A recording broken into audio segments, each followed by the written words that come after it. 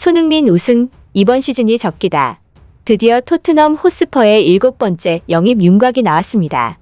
안토니오 콘테 감독이 인터밀란을 이끌던 당시 애제자입니다. 토트넘 올여름 이적 시장을 가장 활발히 보내고 있습니다. 벌써 6명을 수혈했고 이적 시장 마감일이 서서히 다가오는 가운데 7호 영입에 근접했다는 소식이 날아들었습니다.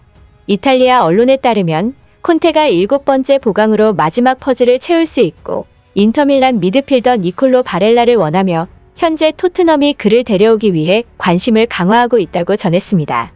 콘테는 지지난 시즌 인터밀란을 10년 만에 리그 정상으로 이끌었습니다. 이때 콘테의 애제자 바렐라는 핵심 역할을 수행했고 콘테가 떠난 뒤에도 여전한 클래스를 보여주고 있습니다.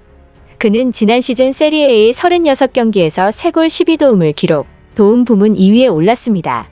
현재 토트넘의 중원은 호이비에르, 벤탄쿠르, 스킵이 있고 올여름 이적 시장에서 이브 비수마도 영입했습니다.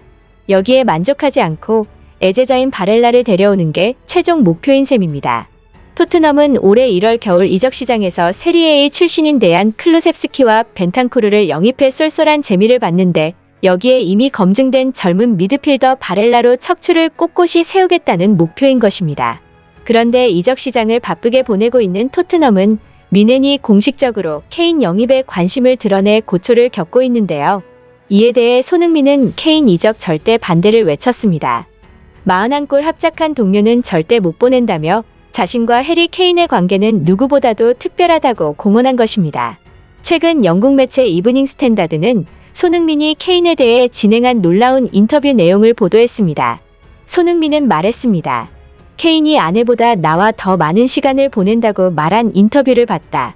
근데 그것은 정말 사실이다. 나 역시 집에서 부모님과 지내는 시간보다 케인과 함께 운동장에서 보내는 시간이 더 많다. 또한 케인과 함께 프리미어리그 최다골 합작 기록을 경신해 나가고 있는 손흥민은 우리는 벌써 41골을 합작했다.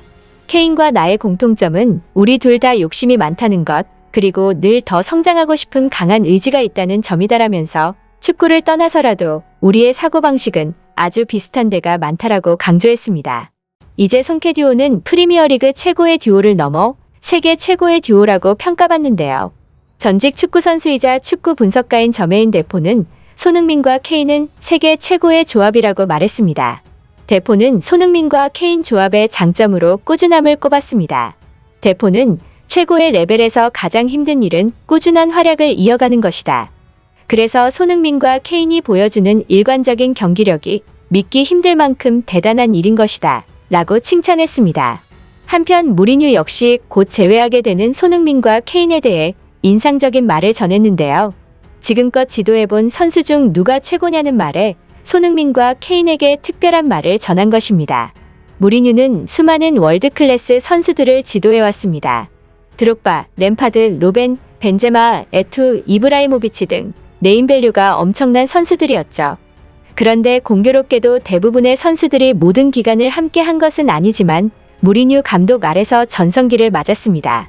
이에 한 영국 기자는 이들과 비교해 손흥민과 케인은 어느 정도냐는 질문을 던졌습니다. 하지만 무리뉴는 비교를 거부하며 이렇게 말했습니다. 나는 선수들을 비교하는 것을 좋아하지 않는다. 선수들의 내게 주는 것에 감사할 뿐이다. 손흥민과 케인은 다른 이들과 비교할 것 없이 월드클래스 선수들이고 그들이 월드클래스라는 말 이외에 다른 말을 하지 않겠다. 이는 수많은 애제자를 거스린 감독 입장에서 최고의 답변이었습니다. 그런데 놀랍게도 무리뉴는 또 다른 말을 이어나갔습니다. 하지만 나는 팀 퍼스트 정신은 지도한 선수들 중 손흥민과 케인이 최고라고 생각한다. 내가 부임한 구단마다 놀라운 공격수들이 항상 있었다. 하지만 그들 중 몇몇 선수는 순수한 골잡이였고 때로는 골을 넣는 것에 더욱 집중하기도 했다. 그러나 손흥민과 케인은 자질도 자질이지만 팀을 위해 무엇을 할 수 있는지를 항상 생각하고 팀을 항상 자기 자신보다 먼저 두는 선수들이었다. 이 부분에서 그들은 매우 특별한 선수들이다. 즉, 팀을 위한 희생정신을 높이 산 것입니다. 무리뉴 입장에서는 손흥민과 케인이 기특할 수밖에 없었는데요. 무리뉴 감독은 첼시, 레알 마드리드, 맨체스터 유나이티드 등에서 선수단과 불화를 겪으며 숱한 논란을 만들었기 때문입니다. 하지만 그런 무리뉴는 토트넘 부임 이후 운돔벨레와 잠시 대립했던 것을 빼면 선수들과의 잡음이 사라졌고 특히 월드클래스 레벨의 선수와 신경전을 하는 것을 그만할 수 있게 됐습니다. 무리뉴가 아직도 손흥민과 케인을 애정하고 있는 이유가 아닐까 하는데요. 이번 맞대결에서 양측이 어떤 모습을 보여줄지 기대됩니다. 끝까지 시청해주셔서 감사합니다. 바쁘시더라도 구독과 좋아요 꼭 한 번만 부탁드립니다. 다음에 다른 영상으로 찾아뵙도록 하겠습니다. 감사합니다.